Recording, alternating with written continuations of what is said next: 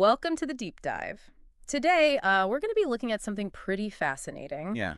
The traditional occupations of indigenous and tribal peoples. Okay. Now, you might think this is just about ancient practices, but it's so much more than that. We're Yeah. talking about living knowledge, cultural identity, Wow. and even potential solutions for global challenges like Yeah. climate change. That's right. These occupations, rooted in indigenous knowledge, aren't just about preserving the past. Right. They offer valuable insights for the present and future. To guide our deep dive today, we've got excerpts from Awesome. a recent International Labor Office publication. Right. They're trying to figure out how these occupations fit into modern labor statistics. And we'll also be drawing on insights from the Indigenous Navigator framework, a tool used by indigenous communities around the world. And one of the things that jumps out from these sources is just how adaptable traditional occupations really are. Right. They're not frozen in time. Yeah, They evolve with changing environments and technology.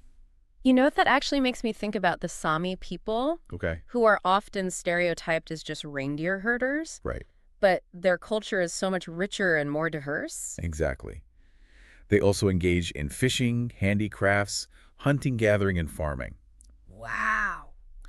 And all of these activities are informed by generations of accumulated knowledge. It really challenges the idea that traditional means static or stuck in the past.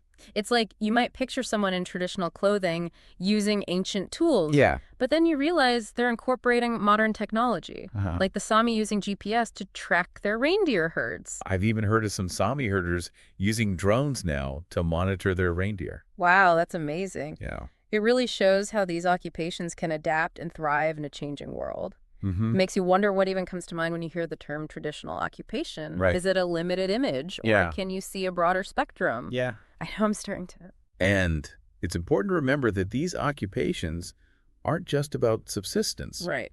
They can be market-oriented, contributing to local economies and global markets Yeah. while still maintaining cultural identity. So they can be a source of both cultural and economic value. Exactly. Yeah. In fact, the Convention on Biological Diversity, specifically Aichi Biodiversity Target 18, Okay. officially recognizes the importance of traditional knowledge for conservation and sustainable use of biodiversity. Now, this is where it gets really interesting for me. Okay. There are studies that show that deforestation rates in territories managed by indigenous peoples in Latin America Right. are actually significantly lower than in other areas. That's a powerful example of how traditional practices can contribute to environmental protection. Yeah. And it ties into the broader sustainable development goals. It makes you wonder, Yeah. are there other areas where traditional knowledge might hold solutions to modern problems? Right. Maybe in agriculture, medicine, or resource management? It's definitely worth exploring. Yeah. But to really grasp the potential of these occupations, we need to understand indigenous knowledge itself. It seems like there's more to it than just knowing a set of facts. Right. It's more than just information. Right. It's a whole system of knowledge, skills, practices, even science and technology passed down through generations. Yeah. It's about a way of life. The World Intellectual Property Organization, or WIPO, Right. actually describes it as a blend of knowledge and cultural expressions. And protecting that knowledge from exploitation is something they're really concerned about. And it's important to remember that cultural expressions like dance, music, art, and storytelling Right. are all part of traditional knowledge too. They have huge potential not only for generating income, but also for preserving cultural identity. It's like if you think of a traditional weaver, they're not just creating a piece of cloth. Yeah. They're expressing their culture, their history, their knowledge, all through their craft. Precisely. Yeah. But as you can imagine, there are also risks to this precious knowledge. Right. The ILO report points to challenges like loss of biodiversity, Okay. government prohibitions on certain traditional practices, and even just the lure of mainstream occupations. It's almost like they're being squeezed from all sides. The report highlights a case in Sri Lanka where traditional healers are struggling to maintain their practice Yeah. because of the loss of medicinal plants Yeah. and restricted access to forests. So it's not just about knowledge disappearing. Right. It's about the resources and practices that are essential for that knowledge to exist. Exactly. It's all interconnected. Yeah. And this brings us to a really challenging question. Okay.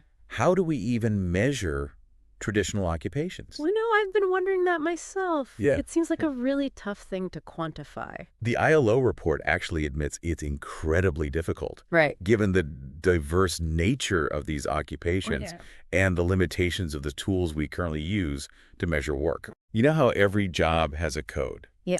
Like a librarian might be 25 for Air 21. Yeah, I've seen those codes before, but never really thought about them much. Well, there's this system called ISKO 88, Okay. the International Standard Classification of Occupations, that tries to categorize every job in the world using these codes. Okay. But it's really not designed to capture the nuances of traditional occupations. It's like trying to fit a square peg into a round hole. That's a great analogy. Yeah. Imagine trying to categorize a ceremonial knowledge keeper or a traditional weaver who also incorporates modern dyes. The current system just doesn't do it justice. So how do they propose to fix that? Do they just create a whole new category for traditional occupations? It's not that simple. Okay. The ILO report suggests we need to go beyond just job titles and collect more information about the actual tasks involved in the work and whether traditional knowledge is being used. Yeah. So it's not just about what you call the job. It's about understanding the deeper essence of the work. Exactly. It's about recognizing the unique skills, knowledge, and practices that are at play.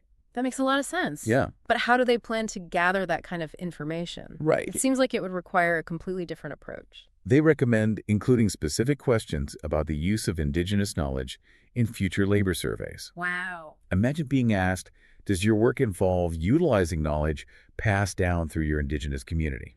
Wow. That would definitely bring in a whole new dimension to the data. But it seems like a pretty big shift in how we think about work. It is. Yeah. They also suggest using supplementary indicators based on things like the industry, agriculture, forestry, fishing, and a person's employment status. Okay. Are they self-employed, a contributing family worker, or an employee? So it's about adding more layers to the data to create a richer and more accurate picture. Precisely. Yeah. It's a step towards acknowledging the complexity of these occupations and moving beyond rigid one-size-fits-all categories. I really like that approach. Yeah? It seems much more respectful of the diversity and nuance of traditional occupations. And speaking of complexity, we can't overlook the role of gender in these occupations. Absolutely. Right. It's more than just a simple division of labor. Yeah. We need to understand how distinct gender roles are intertwined with cultural identity and knowledge transmission. Right. It's not just about who does what. It's about the deeper significance of those roles within a culture. And the Indigenous Navigator findings reveal a wide range of activities performed by Indigenous women and men. Yeah. It challenges the notion of a single monolithic picture.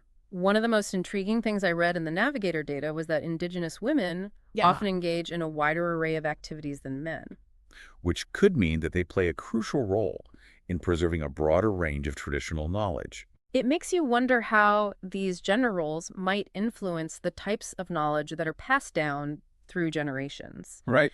And are there ways to ensure that both men and women's contributions are recognized and valued?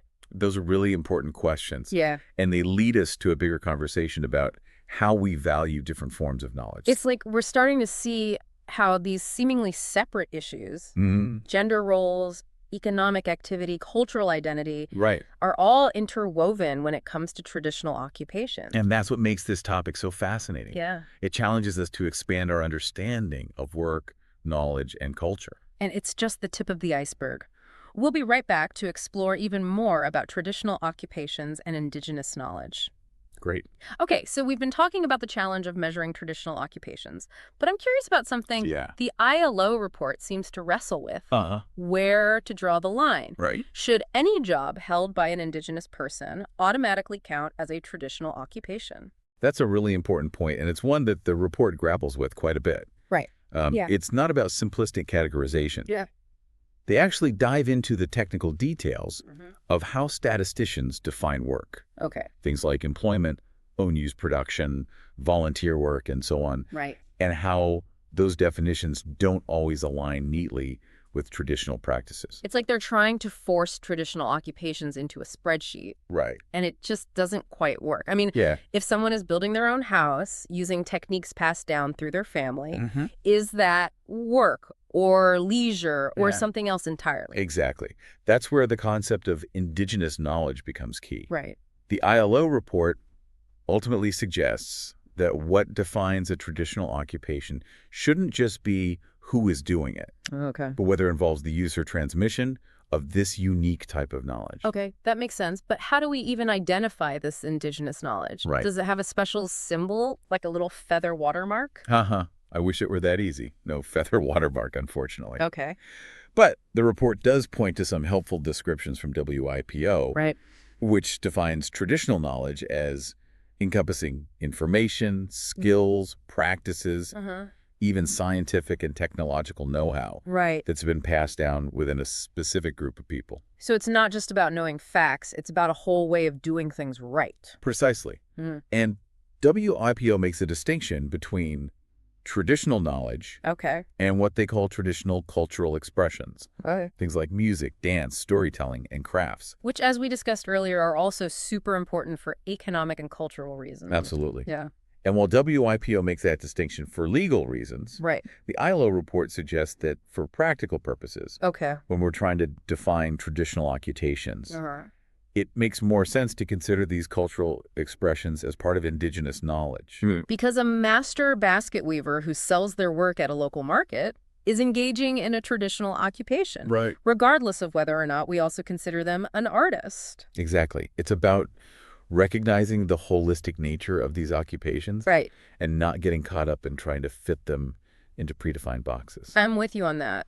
We need to broaden our perspective on what counts as traditional knowledge. Yeah. But how do we ensure it's protected? Right. It seems like something that could easily be exploited or appropriated. You're right to be concerned about that. Right. One of the things that the ILO report emphasizes Okay. is the right of indigenous peoples to maintain, control, protect, and develop their own traditional knowledge. Right. And this isn't just a nice idea. It's actually enshrined in the UN Declaration on the Rights of Indigenous Peoples. Okay. Or UNDRI. I've heard of UNDR, but to be honest, it always felt a bit abstract to me, like something that happens in a far-off meeting room. It might feel that way, but in this case, it has very real implications. Right.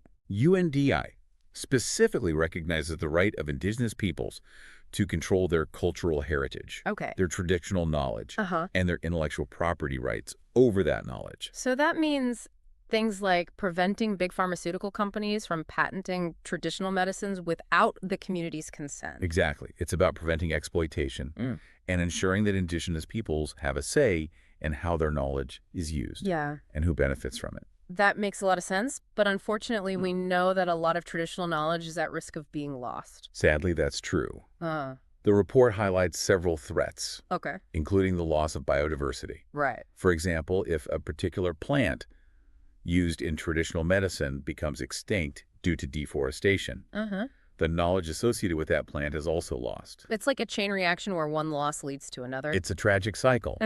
And then there are cases where governments have actually prohibited certain traditional practices. The report gives an example from Vietnam and some other Asian countries where traditional rotational farming has been banned. Why would they ban something that's been working for generations? Right. It seems counterproductive. Sometimes it comes from a misunderstanding of traditional practices Okay. or a desire to implement modern agricultural techniques that may not be appropriate for the local ecosystem. Okay. In the case of rotational farming, the bans have actually led to the disappearance of indigenous plant species and the knowledge associated with them. Wow, that's really short-sighted. It is. And then there's the fact that in a globalized world, Right. young people are often drawn to mainstream occupations, Right. which can mean traditional knowledge isn't being passed down to the next generation. So it's not just about external threats. Right. It's also about internal pressures and changing societal values. Exactly. And this is something that the Indigenous Navigator data really highlights. Yeah. Remember how we were talking about women often engaging in a wider range of activities than men? Yes, and how that might mean they're the keepers of a broader range of knowledge. Right. Well, this also has implications for knowledge transmission. Right. If women are traditionally the ones who, say, Yeah. prepare certain foods or medicines using specific techniques, Huh? and fewer women are taking on those roles, Right. that knowledge is at risk of being lost. It's like a whole branch of the knowledge tree could disappear. That's a great way to put it. Yeah. And this highlights the need to look beyond just the economic aspects of traditional occupations Right. and consider their cultural significance as well. Okay. So I'm getting a much clearer picture now Yeah. of the challenges and the importance of protecting indigenous knowledge. Uh-huh. But I want to circle back to the main focus of the ILO report. Right. How do we measure traditional occupations accurately? As we discussed earlier, Yeah. they propose some methodological changes to how we conduct surveys, Okay. like adding specific questions about the use of indigenous knowledge. Wow. But they also look at existing data sources to see what insights we can glean right now. So what does the data tell us? Are we even able to get a sense of how many people are engaged in traditional occupations? They were able to do some analysis using data from a few countries. Okay. One example is Ecuador, Okay. where they found that about 38% of employed indigenous people work in occupations that are likely to involve traditional knowledge. That's a significant percentage. Do they specify which occupations they're talking about? They included skilled agricultural workers, Okay. traditional chiefs and heads of villages, Huh. traditional medicine practitioners, Right. and artisans. That makes sense. What about other countries? Did they have similar findings? They also looked at Nepal, Okay. where the percentage was lower, Okay. around 26% of employed indigenous people working in these kinds of traditional occupations. I wonder why there's such a difference between Ecuador and Nepal. Do they offer any explanation for that? They point to the different economic structures in each country. For example, a much smaller proportion of the indigenous population in Nepal is engaged in agriculture, forestry, and fishing, Right. which are the sectors where traditional occupations are often concentrated. That makes sense. So even though the specific numbers vary, Yeah. the data clearly shows that traditional occupations are still a significant part of the economic landscape for many indigenous communities. Absolutely. But the report also acknowledges that the data has limitations. Okay. One key issue they point to is the difficulty in distinguishing between skilled and elementary agricultural workers. Right. The International Standard Classification of Occupations, or ISCO 08, makes a clear distinction between the two. Okay. But in reality, Yeah. the lines are often blurred. So a farm worker on a small family holding might be doing a wide range of tasks, Right. from planting and harvesting to processing and preparing food, Yeah. all using traditional methods. They might be classified as an agricultural laborer, which is considered an elementary occupation. But in reality, they're utilizing and transmitting a wealth of indigenous knowledge. So how does the report propose we address that problem? They suggest taking a person's employment status into account. Okay. If an indigenous person working in agriculture is self-employed, Okay. an independent worker, Uh-huh. or contributing family worker, Okay. it's more likely they are engaged in a traditional occupation, Right. even if their job title doesn't explicitly say so. But if they're an employee on a large commercial farm, it's less likely their work involves that same level of traditional knowledge. Right. It's about adding nuance and looking at the bigger picture, Right. not just relying on rigid job categories. I like that it's a much more nuanced approach. Are there any other data limitations we should be aware of? One significant gap they highlight Okay. is in measuring the practice of traditional occupations in what's called own-use production of services. I'm not familiar with that term. What does it refer to? It basically means unpaid work that people do for their own household or family. So things like childcare, cooking, cleaning, taking care of elders. Exactly. These activities are often central to indigenous cultures and involve a lot of traditional knowledge, but they're usually left out of labor statistics Yeah. because they're not considered economic activity in the traditional sense. And it's often women who are doing this kind of work, which makes the data gap even more problematic. Absolutely. The report acknowledges this limitation Okay. and suggests that special surveys, specifically targeting indigenous communities, could be a way to gather more detailed information about these activities. So while the ILO report offers some valuable insights into the world of traditional occupations, it also makes it clear that there's still a lot of work to be done in terms of data collection and analysis. That's right. But it's an important step towards making traditional occupations more visible and highlighting their relevance, Yeah. not just for cultural preservation, Right. but also for economic development and even for tackling global challenges. Speaking of global challenges, Yeah. I want to bring us back to climate change, Okay. which we touched on earlier. Right. It seems like this is where traditional occupations and indigenous knowledge have a lot to offer. You're absolutely right. Yeah. It might seem counterintuitive at first, Right. but it makes perfect sense when you think about it. Yeah. Indigenous peoples have been living in close relationship with nature for millennia, observing, adapting, and developing sustainable practices that have allowed them to thrive Yeah. in diverse and often challenging environments. So it's not about some magical ancient wisdom. It's Yeah. about generations of accumulated experience and observation. Exactly. The ILO report actually highlights how traditional knowledge can inform everything from resource management and agriculture to disaster preparedness and climate adaptation. I'm starting to see the connections. Do you have any specific example? Of course.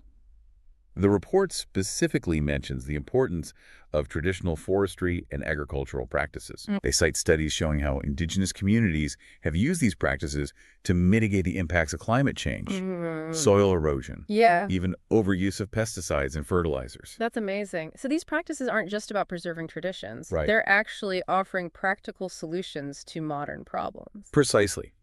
The report even mentions a recent study that shows deforestation rates in territories managed by indigenous peoples in Latin America are significantly lower than in other areas. It's a powerful testament to the effectiveness of their traditional knowledge. It's like we've been ignoring a treasure trove of knowledge that's been right under our noses this whole time. In a way, yes. And it's not just about specific practices. Yeah. It's about a different worldview. Okay. A way of relating to the natural world that emphasizes balance and sustainability. Right. It's not just about extracting resources. It's about stewardship and reciprocity. Exactly. And that's something that's often missing in our modern approach to development. Okay, I'm fully convinced that traditional occupations and indigenous knowledge are crucial for addressing climate change. Right. But how do we make sure this knowledge is not only preserved, but also effectively utilized? Yeah. It can't just be about anthropologists studying these communities. We need to find ways to integrate their knowledge into policy and practice. That's the million-dollar question. The ILO report doesn't offer any easy answers, Right. but it does highlight the need for collaboration and partnerships Okay. between indigenous communities, governments, and organizations that are working on climate change. So it's about creating spaces where indigenous knowledge holders can share their expertise Right. and contribute to solutions in a meaningful way. Exactly. And it's about recognizing that they're not just passive recipients of aid, Right. but active agents of change. Right. The report also emphasizes the importance of respecting indigenous people's rights to control their own knowledge and benefit from its use. That makes a lot of sense. We can't just extract their knowledge and use it for our own purposes without their consent and participation. Absolutely. It's about equity and justice, Right. as well as sustainability. Well, this has been an incredibly eye-opening deep dive. Yeah. We've learned about the evolving nature of traditional occupations, Right. the importance of indigenous knowledge, and the challenges in measuring and protecting it. And most importantly, we've explored how this knowledge can contribute to a more sustainable and just future, Right. especially in the face of global challenges like climate change.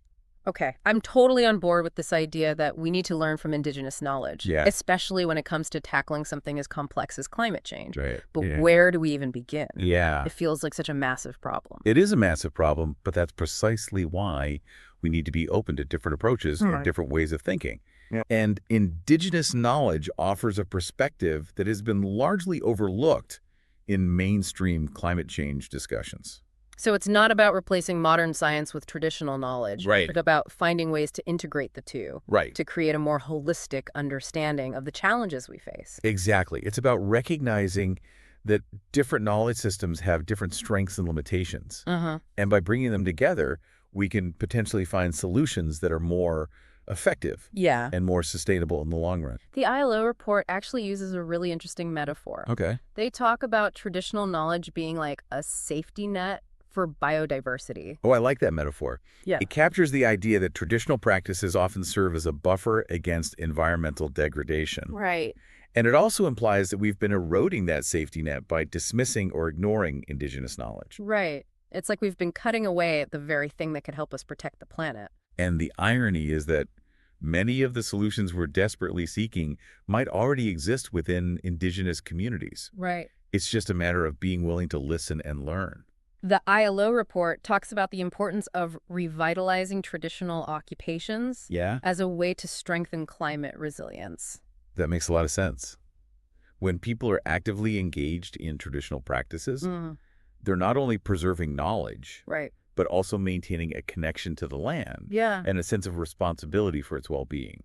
It's like if you're a farmer who's been using traditional methods for generations, Yeah. you have a deep understanding of the local ecosystem and how to work in harmony with it. Exactly. You're not just trying to extract the maximum yield. You're thinking about the long-term health of the soil, Right. the water, the plants, and the animals. It's a much more holistic approach, Uh-huh. and it's something that we could learn a lot from as we try to find ways to feed a growing population while also protecting the environment. Yeah. Absolutely. Yeah. The report also emphasizes the importance of recognizing the role of Indigenous women in climate action. Right.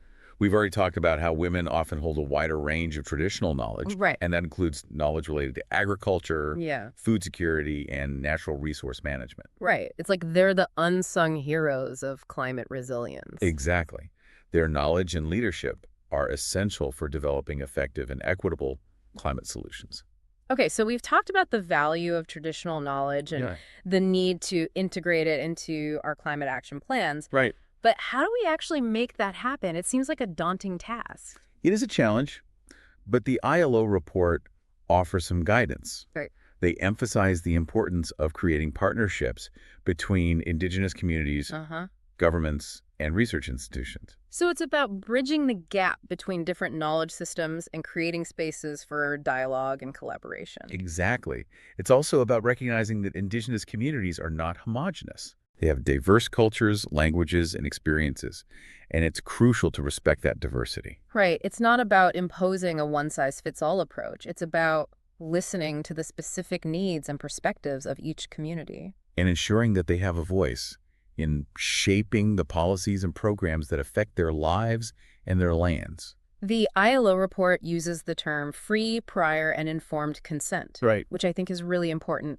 It means that Indigenous communities have the right to say yes or no to projects or initiatives that impact their territories and their cultural heritage. Absolutely. It's about respecting their self-determination. Right. And ensuring that they're not simply passive recipients of development or conservation efforts, Yeah. but active participants in shaping their own futures. It seems like we're finally starting to recognize the value of Indigenous knowledge, not just as a cultural treasure, but also as a source of practical solutions for some of the most pressing challenges we face. It's definitely a step in the right direction. But we still have a long way to go in terms of fully integrating this knowledge into our decision-making processes. And it's not just about governments and institutions taking action. I think it's also about us as individuals. Right. Becoming more aware of the traditional knowledge that exists around us. Yeah. And finding ways to support its continuation. I completely agree. We can start by learning about the Indigenous communities in our own regions, Yeah. supporting their businesses and cultural initiatives, and advocating for policies that respect their rights and their knowledge. This has been an incredible deep dive. It has. We've explored so much about the evolving nature of traditional occupations, the importance of Indigenous knowledge, and the challenges in measuring and protecting it. And we've seen how this knowledge can contribute to a more sustainable and just future for all. So as we wrap up our deep dive, here's something for you to ponder.